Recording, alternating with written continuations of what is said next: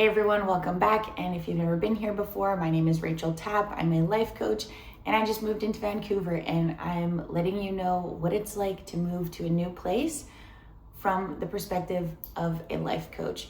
So today I want to talk to you about building friendships, creating vulnerability with friendships that are new, as well as how your environment changes how you think and the contrast between the two. So, on the friend note, when you are making new friends, you go first. You see someone that looks kind of interesting. If you're in a coffee shop or you're at an event, you go talk to them. You ask them, hey, can I exchange information? I'm new in the area. You can actually do this when you're not new in an area and be like, yeah, I want to get to know you. Can we grab coffee? You have to go first. I think that's something that I've realized. I've been to so many networking events, and out of each of them, I try and let this person know, at least one person, that, hey, like, let's go for coffee. Let's get to know each other. I like what you do for work, or I just want to know you better. You need to go first. A lot of people are too afraid to take that step. Even if they want to spend time with you and get to know you, they're too afraid to take that step. You have to do it. I even did that today. I went to a networking event. I met someone, we got along, and I was like, hey, I'd love to grab coffee, get to know you a little bit. I just moved into the area, and now all I have to do is message her because she already knows it's coming. And she's like, yeah, love to grab coffee. Make it a new friend. Let's start with talking about leadership. Actually, let's start with acknowledging there's a plant now, so you have more to look at than a blank wall. Leadership means you go first. That's what my coach sat me down and told me last time I had a call with her. It's about me choosing to go first, and no matter what it is. So if I'm expecting my clients to do these things, I need to show up for myself in my life like that. I don't have to do the exact same things. Maybe someone likes doing art and I don't want to do art. It's not about that, but it's about putting yourself first, being willing to show up, and being the person that you say that you are and that you're asking your clients to be.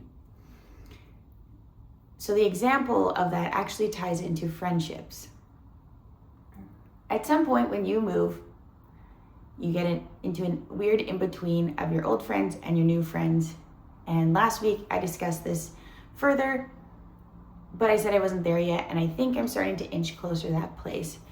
I went and visited some friends last night, and as I'm driving home, I can feel I'm pretty sad, and I don't exactly know why. And when I got home, I was like, I think it's best if I talk to someone. There's times where, yes, you can deal with things on your own, and that is important, but it's also important to reach out. And I had a conversation with my new friend here that if we're having a hard time, we can tell each other. So I get back, I sit down on my couch, and I'm like, I kind of want to say something. Do I call one of my old friends from home or this new friend? And I chose the new friend, and I'm sitting there texting her, and then I'm deleting it. Texting her, then I'm deleting it. I'm like, I don't want to do this. I don't know her very well. And all of these thoughts kept coming up. Well, maybe she's in the middle of something. Maybe she doesn't want to deal with this. And I doubted.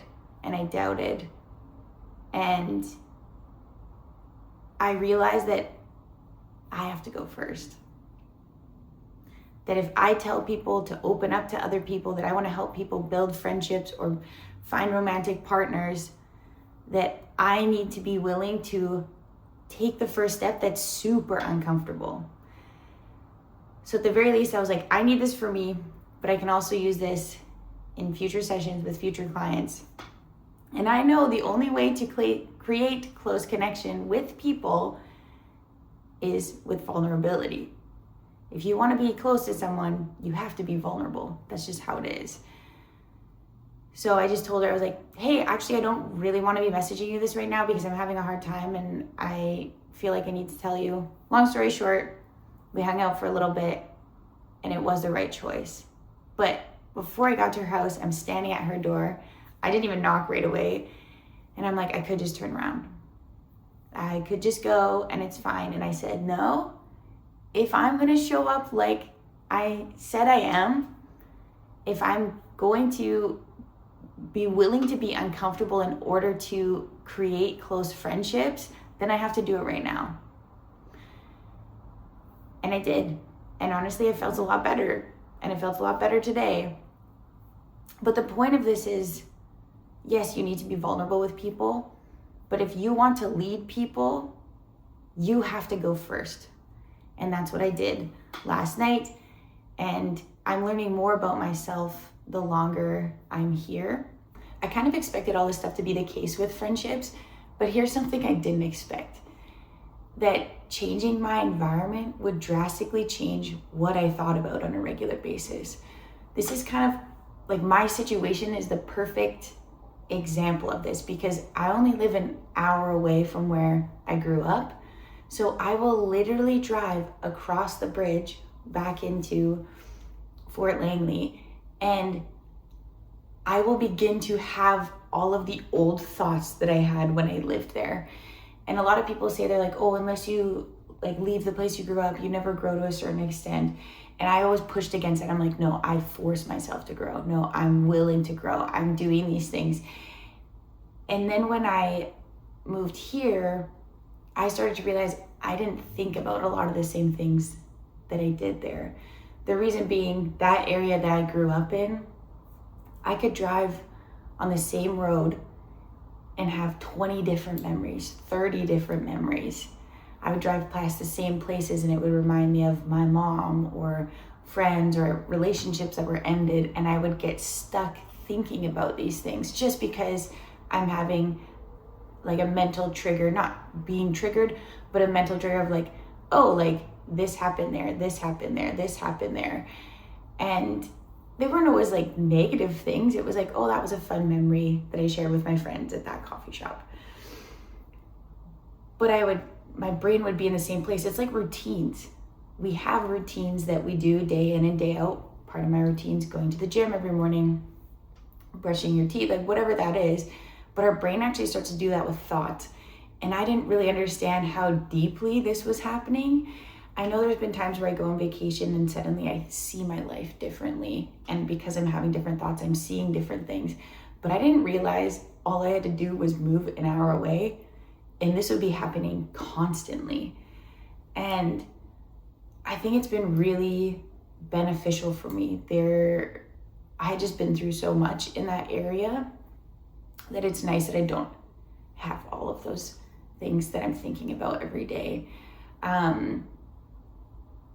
I didn't really expect that through the drive, I would then go back to those thoughts. That I think shocked me. And I think a lot of people that I've talked to that have moved from farther away, they're like, yeah, when I go back and visit my family in like Ontario or Manitoba or wherever they're from, they're like, I'm my old self and I don't like that self as much as the self here.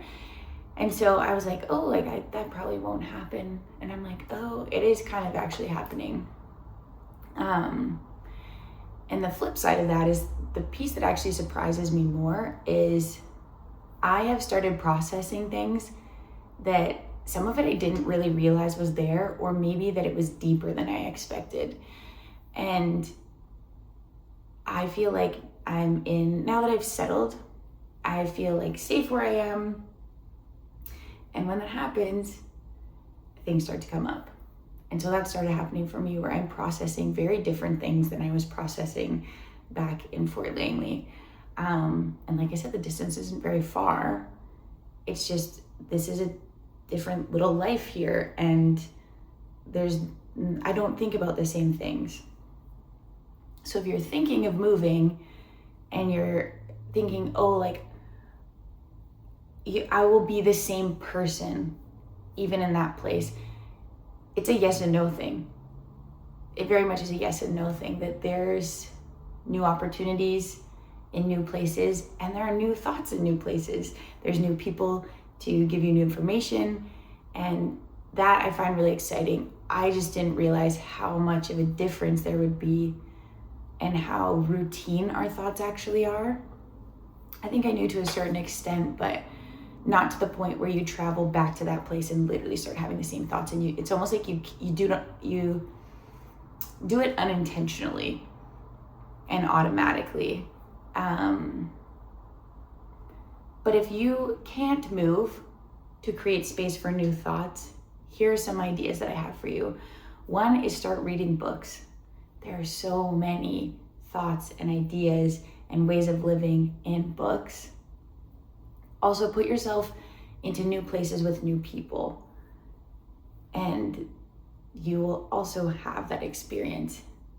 But if you do want to move and you do want that experience, I would encourage you to do that. But yeah, remind yourself that your thoughts also have routines.